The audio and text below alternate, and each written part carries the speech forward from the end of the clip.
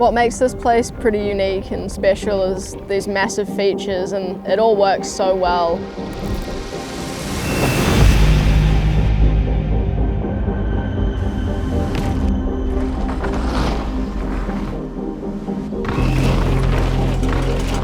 You know, we're hitting these 80-foot gaps and you flow over it, and it's just an unreal feeling.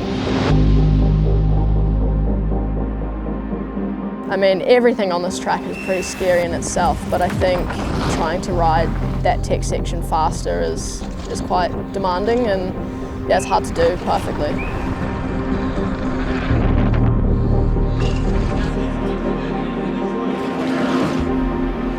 I've never gone so fast on my bike into something like that, and you come off the container drop-in, full commitment, you're in this pure tunnel vision.